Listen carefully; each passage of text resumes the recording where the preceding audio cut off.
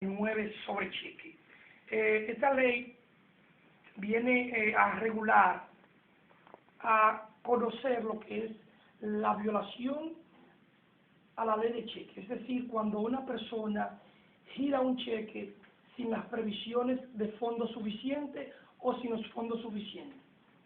Y la misma ley 2859, en su artículo 66 y siguiente, determina, califica ese tipo de violación como una estafa, y conjugado con lo que es el artículo 405 del Código Penal, que lo prevé también como una estafa toda la persona que simula, que maniobra para obtener la entrega de fondos, en este caso, girando un cheque.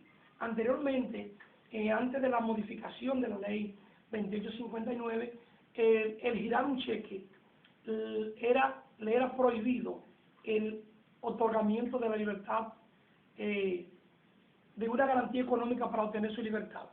Entonces luego fue modificada en el año 2000 la ley 2859 y ya y también viene consigo lo que es la entrada en vigencia del Código Procesal Penal, que determina ya como una acción puramente privada. Ya le quita la carga al Ministerio Público de tener que conocer, instruir el procedimiento por violación a la ley 2859, porque el legislador entendió que este tipo de violación, este tipo de negociación entre los particulares al momento de girar un cheque sin fondo o girar el cheque en una negociación determinada, el legislador entendió de manera habilidosa que debía dejarse en el ámbito privado, que sean las personas que van a realizar la negociación lo que determinen cómo la realizan. Y por eso entonces le dio el acápite en el nuevo proceso penal de lo que es las acciones privadas. Y entonces le determina la violación a la ley de cheque. Quiere decir que la persona que se sienta afectada por otra persona o por una institución que le haya girado un cheque sin las previsiones de fondo suficientes o sin los fondos en el momento que le gire el cheque, puede acudir, demandar, previo a agotar el procedimiento que establece el artículo 66 y siguiente, determinando el protesto del cheque que lo requiere la ley y otorgándole el plazo de las 48 horas para que el girador, el dueño de la cuenta, deposite los fondos o pague directamente en manos del tenedor, del propietario del cheque, para que pueda dejarse sin efecto el procedimiento subsiguiente. Si no se cumple con el pago o el depósito de las previsiones de fondos, entonces ya el abogado apoderado del afectado, de la víctima o que ha recibido el cheque, va a continuar con el procedimiento. Luego del protesto viene la comprobación de fondos, que se hace directamente al banco, y si en el momento que se hace la comprobación por vía del Ministerio de Alguacil, los fondos están, entonces el banco está en la obligación de pagar, hacer efectivo el pago del cheque. Decíamos también que al momento de hacerse el protesto, la ley obliga al tenedor de que tenga que denunciarle ese protesto al dueño de la cuenta, para que tenga conocimiento y al mismo tiempo le otorgue el plazo de las 48 horas para que éste proceda a depositar o a pagar el cheque. Y si no lo hace, entonces viene el siguiente paso, que es la comprobación de fondos. Si luego que no se obtuvo el pago del cheque o la comprobación de fondos, entonces el abogado, como le decía, del querellante, víctima y actor civil, tenedor del cheque, tiene la facultad de presentar una acusación ante la Cámara Penal, el Tribunal Unipersonal, para que ese juez entonces conozca sobre la acusación que se ha presentado y se determine con las pruebas que se han aportado, según el protesto, la comprobación de fondos, el cheque original, los volantes que emite el banco al momento de devolver el cheque. Entonces se prepara el expediente, se conforma la acusación, entonces el juez va a valorar si ciertamente esa querella se ha cumplido con todo y cada uno de los pasos que establece la ley para entonces determinar la responsabilidad civil y la responsabilidad penal que puede sancionarse al girador del cheque. Ahora bien, la penalidad trae consigo, viene de 6 meses hasta 2 años. Hay una observación importante que los amables radioyentes deben de tener conocimiento, que en caso de que el cheque lo haya girado Fidia y lo haya endorsado Francis y luego lo haya recibido Rolando, si soy yo el propietario del cheque, yo tengo la facultad de perseguir a quien giró el cheque y al endorsante del cheque. A los dos, la ley le permite de que pueda iniciar la acción en contra de los dos. ¿Me paga tú como propietario de la cuenta o me paga el endorsante a nombre de quien se giró el cheque? Esa situación se da mucho con la casa de cambio, que le giran un cheque a Fidia y Fidia va a la casa de cambio, lo endorsa y cambia el cheque. Inmediatamente el cheque es devuelto por insuficiencia de fondos, el casacambista acude donde Fidia porque fue el que cambió el cheque. Y si no paga el propietario de la cuenta ni paga Fidia, entonces pueden ser procesados ambos. Entonces decíamos que el procedimiento se agota la fase primero de conciliación y luego, si en caso de no conciliarse, de que no se pague el cheque, entonces procede a conocerse lo que es el juicio de fondo. Entonces, con las pruebas que se han aportado, es que el juez va a determinar si ciertamente son suficientes y si se determina de que el girador, el propietario de la cuenta, ha violentado lo que es la ley 2859, entonces le va a imponer la sanción que establece el artículo 405 del Código Penal, que puede ser de 6 meses hasta 2 años. Y también, no es muy benigna y que debió ser proporcional en base al monto del cheque. El juez tiene la facultad de sancionar penalmente o no. Depende de las circunstancias que se hayan dado al momento de la negociación. Porque se da la situación también que tú le giras un cheque a una persona y tú le has hecho abono a ese cheque también. Entonces, ya ese abono le quita un efecto a lo que es la mala fe de girar el cheque. Perfecto, yo te lo giré, no tiene los fondos, hicimos una negociación, pero ya yo te aboné, bueno, si es de 20, te aboné 5, y tú tienes la constancia. Entonces, cuando el juez observa esa prueba, ya ese efecto cae. Entonces, el juez tiene la facultad de eximirte de lo que es la sanción de la responsabilidad penal, te puede condenar a multa, al pago de las previsiones del cheque y también te puede condenar en daños y perjuicios. El juez es soberano al momento de decidir y al momento de valorar las pruebas que le han sido sometidas. ¿Puede condenar con algún astreinte para que pague el cheque? Puede ser, pero recuerda que cuando hay una sanción penal, los jueces penales son muy cuidadosos. Ahora, cuando tú no es que no pueden, puede hacerlo. Ahora, cuando es materia civil, la mayoría de los jueces sí, porque eso es una verdadera multa civil. Te pueden imponer las 30 para que tú culminarte a ti, a que tú cumplas más rápido con el pago de la obligación. Pero eso no quiere decir que el juez penal también no tiene la obligación y la facultad de hacerlo también, porque sí puede hacerlo, porque en el caso de la acusación por violación de la ley de cheque, se lleva lo penal y lo civil accesorio.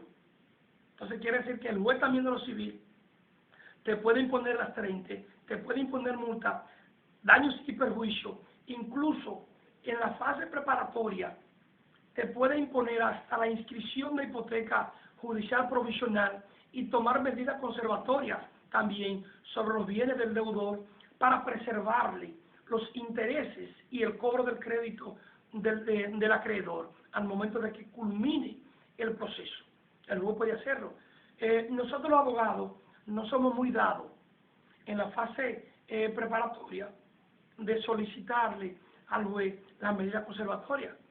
Y el artículo 243 del Código Procesal Penal le permite al juez y a la parte agraviada solicitar ese tipo de medidas, conjugada con el artículo 48 y 54 del Código del Código de la Ley 834, modificado, del Código de Procedimiento Civil, modificado por la Ley 834. Entonces, si el abogado que representa los intereses de la víctima es habilidoso, puede, en la fase de instrucción del proceso, solicitar la medida conservatoria. ¿Por qué? Porque se puede dar, valga la redundancia, la situación de que el cheque sea de un monto elevado. Pueden ser 2 o 3 millones de pesos. Entonces, el deudor puede hacer de que se esté quedando insolvente para luego no cumplir con el crédito. Incluso puede tener un inmueble y lo puede estar negociando. Y si se vende y tú no puedes cobrar o no garantiza tu crédito, ¿qué va a pasar? Perfecto, tú tienes la sanción penal, pero tienes que esperar hasta que el proceso baje de la Suprema Corte de Justicia, que la sentencia sea definitiva para tú poder entonces ejecutar la sentencia y el juez de la ejecución de la pena entonces ejecutar la sentencia. Ahora, si el abogado es habilidoso, solicita la medida conservatoria y puede ubicar las informaciones del inmueble o los inmuebles, propiedad del deudor, puede inscribir hipoteca judicial provisional sobre ese inmueble. Entonces, aunque haya una transferencia a un tercero, el persiguiente, el demandante, tiene el crédito garantizado porque tiene un privilegio, aunque sea provisional. Entonces, ese privilegio lo puede otorgar tanto el juez penal como si fuera también por la vía civil que se llevara el proceso. ¿Cuál es el procedimiento en la vía civil? No, en la vía civil tú normalmente, si tú no tienes un pagaré auténtico, tú puedes directamente inscribir una doble factura ante el registro de título describiendo el inmueble propiedad del deudor. Pagar los impuestos internos, el 2%, y con tu doble factura inscribe una hipoteca judicial sobre ese inmueble. Ahora, si tú lo que tienes cheque... ¿Pero la hipoteca es retentiva o definitiva? No, si es con un pagaré notarial auténtico, la hipoteca es judicial definitiva. Entonces inmediatamente tú puedes iniciar el procedimiento de persecución sobre ese bien. Ahora, no es lo mismo cuando tú tienes como crédito cheques, facturas o documentos bajo firma privada. Tienes obligatoriamente que acudir al juez para que el juez te emita un auto autorizándote a embargar conservatoriamente e inscribir hipoteca judicial provisional sobre los bienes de tu deudor. Entonces tú inscribes la doble factura con ese auto y tienes una hipoteca provisional en ese inmueble. Para tú poderla iniciar el procedimiento de embargo inmobiliario, tienes obligatoriamente que demandar en el plazo de los 60 días que establece la ley en validez de esa inscripción de esa hipoteca. El juez te la valida y después que te la valida, pero tiene que esperar que la sentencia sea definitiva para tú no poder iniciar el procedimiento de embargo inmobiliario. Entonces, por eso la orientación a los amables radioyentes, que cuando van a hacer cualquier negociación de préstamo con tercera persona, con particulares, que les requieran al abogado, prepárame un documento auténtico, aunque el costo sea mayor, pero tienen una garantía con el crédito, que si mañana hay una insolvencia rápida de su deudor, puede ejecutar inmediatamente mandamiento de pago un día franco y al tercer día puede inmediatamente tomar medida sobre los bienes muebles o sobre los bienes inmuebles de su deudor.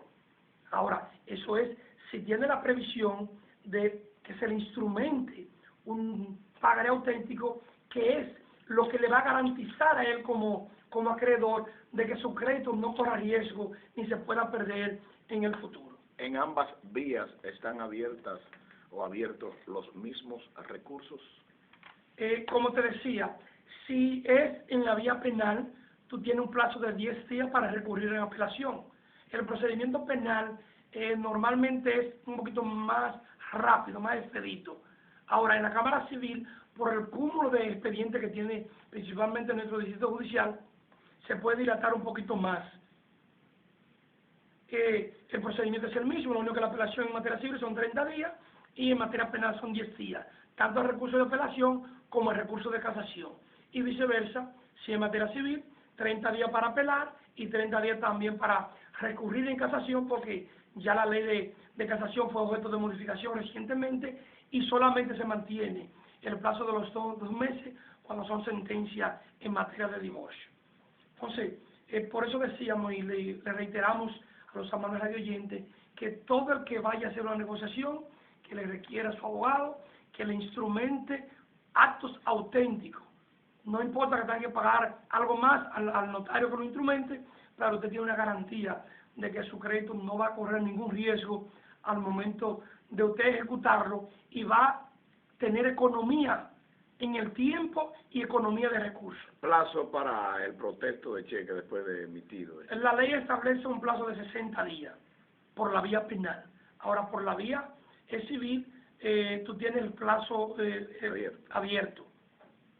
Okay. ¿Entiendes? Si es por la vía penal, la misma ley establece que tú tienes obligatoriamente que en 60 días haber protestado el cheque para que se mantenga lo que es la sanción penal. Indiscutiblemente, señores, que esto es un curso taller que se está dando en esta mañana, como siempre, Francelín Fernández, de manera que recogiendo en la parte... Nada, le reiteramos a los amables radio oyentes, si tiene cualquier persona una inquietud sobre el tema o sobre cualquier tema jurídico, pueden llamarnos ahora mismo al programa o también pueden hacerlo a nuestro teléfono 584-2935 o al 809-841-2546. Y el, sí, ¿Por qué es que se graba al que recibe el cheque cuando rebota?